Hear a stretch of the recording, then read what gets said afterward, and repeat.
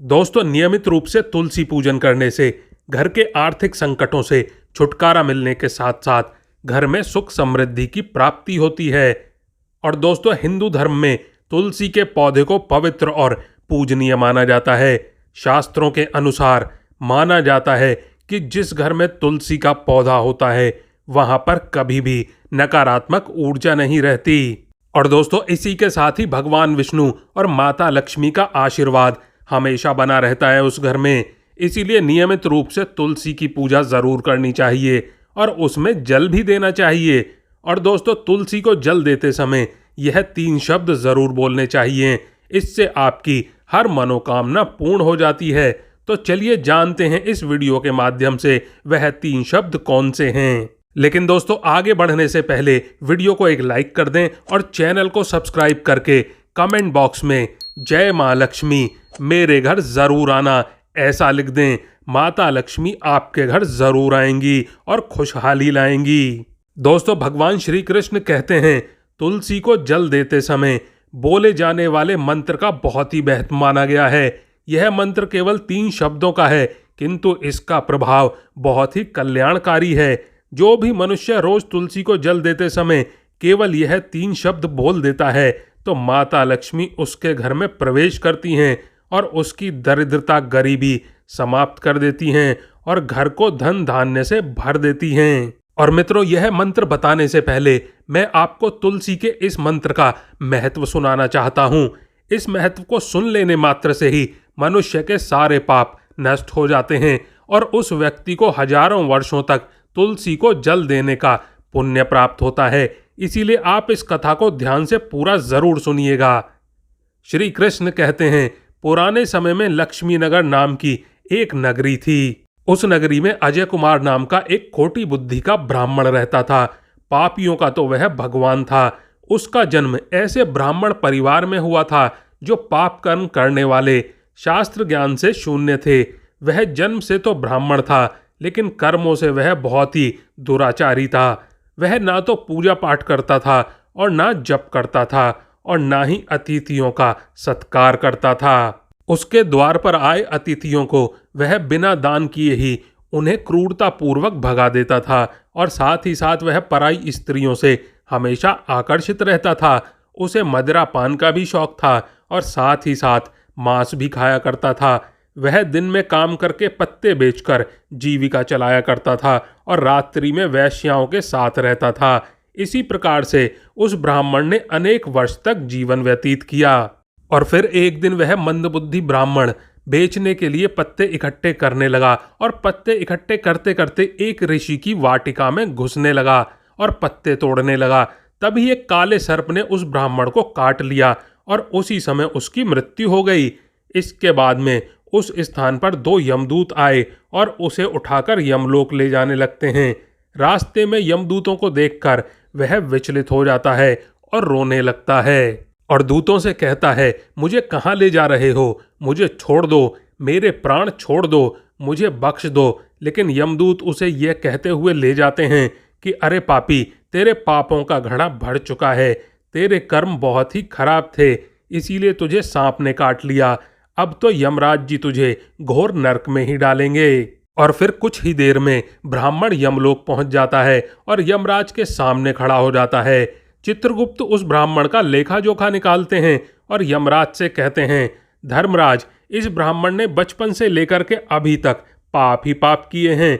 इसने कभी भी कोई पुण्य का काम किया ही नहीं है। और फिर धर्मराज अपने दूतों से कहते हैं, हे दूतों, तुम इस घोर पाप करने वाले ब्राह्मण को उठाकर ले जाओ और इसे नरक में डाल दो। और फिर यम के दूत उस ब्राह्मण को ले जाते हैं और नरक के भयंकर आग में उसे धकेल देते हैं।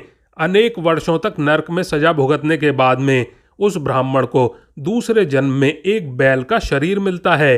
बैल का जन्म पाकर वह बोझ उठाने का काम करने लगा। उसका मालिक उससे दिन रात काम करवाने लगा। फिर जब उस बैल की शक्ति कम हुई तो उसके मालिक ने उसे एक लंगड़े आदमी को बेच दिया। उस लंगड़े आदमी ने उस बैल को खुद का बोझ उठाने के लिए उपयोग किया। वह उसकी पीठ पर बैठकर घूमा करता था। इसी प्रकार से उस बैल ने 7-8 वर्ष तक उस लंगड़े आदमी का बोझ उठाया और फिर एक दिन लंगड़ा आदमी उस बैल की पीठ पर बैठकर ऊंचे पर्वत पर जाने लगता है। उस पर्वत पर बहुत देर तक चढ़ने के कारण बैल बहुत ज्यादा थक जाता है, उसकी शक्ति भी कम हो जाती है और कुछ समय बाद वह जोर से गिरता है और मूर्छित हो जाता है और अपनी अंतिम सांस लेने लगता है। तभी वहां पर खड़े लोगों को उस बैल पर दया आ जाती है और वह उसके मुख में पानी डालने लगते हैं। और फिर लोगों में एक पुण्य आत्मा व्यक्ति था, उसने उस बैल का कल्याण करने के लिए अपना पुण्य उस बैल को दे दिया। उसे देखकर अन्य लोगों ने भी अपना अपना पुण्य याद करके कुछ पुण्य उस बैल को दे दिया ताकि उसे मुक्ति मिल सके। और इसी भीड़ में एक वेश्या भी खड़ी हुई थी। सभी लोग अपना अपना पुण्य उस बैल को दे रहे थे। ये देखकर उस वेश्या ने भी अपना पुण्य उस बैल को दे दिया। कुछ देर बाद उस बैल की मृत्यु हो जाती है और फिर वहां पर यमदूत आते हैं और उस बैल के अंदर से ब्राह्मण की आत्मा को निकालकर यमलोक ले जाते हैं। यमलोक ले जाने पर उसे यमराज के सामने खड़ा किया जाता है। फिर चित्रगुप्त इसका लेखा जोखा देखते हैं तो वह आश्चर्यचकित रह जाते हैं।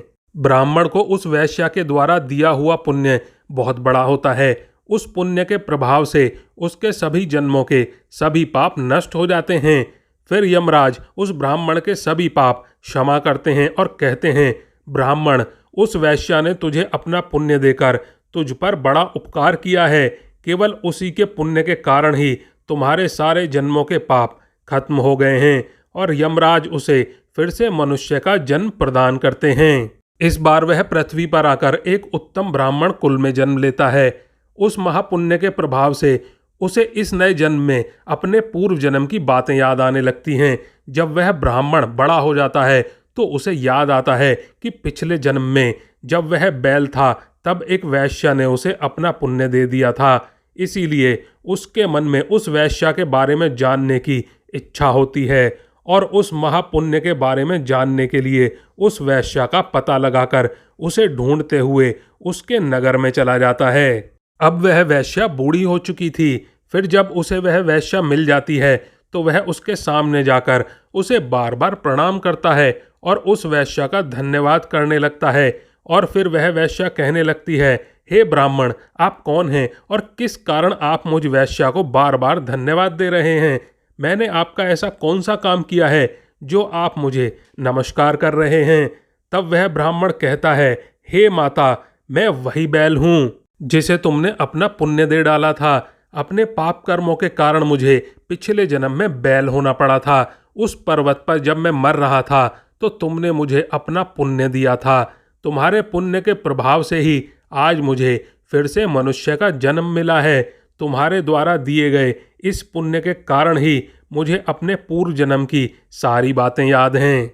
किंतु हे माता, मैं आज यहाँ पर ये जानने आया हूँ कि तुमने मुझे उस समय पर वह कौन सा पुण्य दिया था जिस कारण से मेरे सभी जन्मों के पाप नष्ट हो चुके हैं। मैं उस पुण्य के बारे में जानना चाहता हूँ। तब वैश्या कहती है, ब्राह्मण, मैंने तो अपने जीवन में कोई पुण्य के काम किए ही नहीं हैं, किंतु मेरे घर में एक तोता है जो पिंजरे में रहकर हमेशा कुछ ना कुछ बोलता ही रहता है, जिसे सुनकर मेरा अंतर्मन पवित्र हो गया है। इसी तोते के द्वारा बोले गए मंत्र का पुण्य ही मैंने तुम्हें दान में दिया था। फिर वह वैश्या और ब्राह्मण उस तोते के पास जाते हैं और उससे पूछते हैं, हे तोता, तुम कौन सा मंत्र बोलते रहते हो जिससे हमारे जीवन का कल्याण हुआ है? यह मंत्र तुम्हें किसने सिखाया और इस मंत्र का क्या अर्थ होता है? तब उस तोते ने अपने पूर्व जन्म का पूरा व्याख्यान किया। तोता कहने लगा, हे ब्राह्मण, पिछले जन्म में मैं एक ब्राह्मण था। मैं अपने ज्ञान के अहंकार में अंधा हो चुका था। मैंने कभी गुरुजनों का आदर नहीं किया, हमेशा ही उनका अपमान किया करता था। मुझे अपने ज्ञान पर इतना ज़्यादा घमंड हो गया था कि मुझे बहुत ज़्यादा क्रोध आने लगा। मैं सभी मनुष्यों को छोटा समझने लगा और सभी विद्वानों का कहीं पर भी, भरी सभा में, घर बाहर, हर जगह पर अपमान करने लगा। फिर मेरा देहांत हो गया और मुझे यमलोक लाया गया और गुरुजनों के अपमान के कारण मुझे तोते के कुल में डाल दिया गया और मेरा जन्म एक तोते के रूप में हो गया। मेरे पाप कर्मों के कारण छोटी अवस्था में ही मेरे अपने माता पिता से वियोग हो गया। फिर मैं पेड़ की डाल पर बैठकर रो ही रहा था, तभी उस स्थान से कुछ मुनि गुजर रहे थे। उन्होंने मेरी ऐसी अवस्था देखकर मेरी आवाज़ सुन ली और मुझे अपने आश्रम ले गए। वहाँ उस आश्रम पर उन्होंने मुझे एक सुंदर पिंजरे में रखा और मेरी अच्छी तरह से देखभाल की। मुझे नित्य भोजन भी दिया और उसी स्थान पर वह ऋषि मुनि, उनकी स्त्रियां और बालक सभी नित्य तुलसी के पौधे को जल देते थे और उसके सामने एक मंत्र का जाप करते थे। उन्हीं के मुख से बार बार उस मंत्र को सुनकर मैंने भी उस मंत्र को रट लिया और तभी से मैं उस मंत्र को जान गया हूँ और वही मंत्र मैं दिन रात बोलता हूँ। उस मंत्र के प्रभाव से मेरी कभी मृत्यु नहीं हुई और मेरी आयु 100 वर्ष की हो गई है और मैं इतने वर्षों तक अभी तक जीवित हूँ। इसी बीच एक रात को एक चोर उस स्थान पर आ गया और उसने मुझे वहां से चुरा लिया और फिर इस वेश्या ने मुझे उस चोर से खरीद लिया। इस वेश्या के घर पर आने के बाद भी मैं उस मंत्र को लगातार बोलता रहा, जिसे सुनकर इस वेश्या का मन भी पवित्र हो गया और इस वेश्या ने भी अपना वेश्या का काम छोड़कर भगवान विष्णु की भक्ति करना शुरू कर दिया। इस मंत्र के प्रभाव से मेरे पूर्व जन्मों के सभी पाप नष्ट हो गए और इस मंत्र के प्रभाव से इस वेश्या का भी तन मन पवित्र हो गया और ब्राह्मण देव आप भी इस मंत्र की वजह से पाप मुक्त हो गए।